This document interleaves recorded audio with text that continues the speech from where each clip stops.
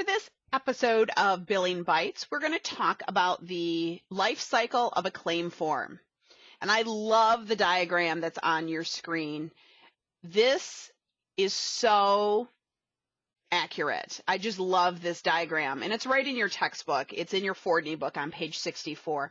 But what I love about this is that it separates it into 4 phases. Okay? Phase 1, 2, 3, and 4. And tells you what is happening to the payment for this patient's claim in each phase. And so phase 1 starts before the patient even sees the doctor. In my belief, this begins when the patient calls to make their appointment. They call and we do what's called pre-registration. I'm going to get your information over the phone. I will need your name, I need a phone number, I need your date of birth, and I'll say, are we billing any insurance for you? And you'll say, yes. And I say, what do you have? And I get that information. If you need a referral, we can talk about it right now. Rather than say, oh, I didn't even think about that. And then the patient comes in, doesn't have a referral, can't be seen, they're mad at you, you have a gap in your schedule, like nothing good comes from that. So as soon as you hear what the insurance is the patient has, you should be addressing if they need a referral. Next, the appointment is then scheduled and we hang up the phone. I then am going to verify your insurance. I'm going to pull it up either on the website of your insurance company or I'm going to call them. However it is, I need to verify it. And then the patient comes in for their first visit. They're going to sign a bunch of paperwork. I'm going to get a copy of your card and your driver's license, and we're going to create your account in the computer. So now at this point, the patient is ready to see the doctor.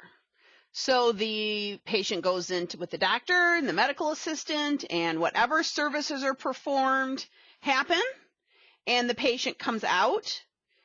The doctor is going to create the medical documentation of the visit, and the front desk is going to enter the charges and perhaps collect a copay or not, depending on your office procedure. And the services have to get posted. In some offices, that happens right then. Other times, this goes to the billing department to be put in over the, once the chart has been processed. It just depends on your office's procedure.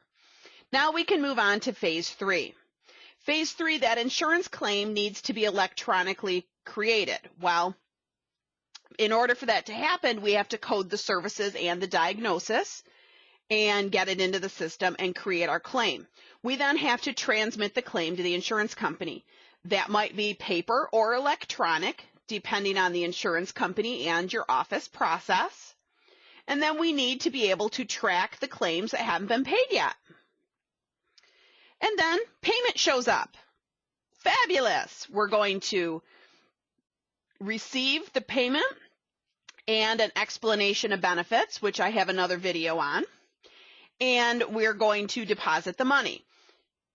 Most of them are now direct deposit to the doctor's bank account, but if a check comes in the mail, you have to get that to the bank.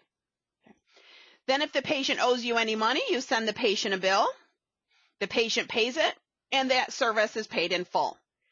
That is a perfect world scenario. It isn't always perfect. What happens if we have sent the claim into the insurance company and payment just never comes? And we're tracking those payments, like we talked about down here, we're tracking it and we go, wait a second, we never got anything on this. I need to do some follow-up. Why did this claim never get paid? Perhaps I bill my patient and the patient never pays their balance. Now we have to do some patient collection activities. What if we get this payment from the insurance company and it's not correct? We don't accept it. They denied something that we dispute and that they should be paying. So now we might have to write an appeal and get it looked at and submit notes as to why it was medically necessary or something like that. So the perfect world, unfortunately, doesn't happen every claim. It does a lot of them. I would say 80% of my claims are paid perfect, with the exception of perhaps the patient side of it. But the insurance company part was perfect. And then you have to do follow-up on the ones that didn't get paid or didn't get paid properly.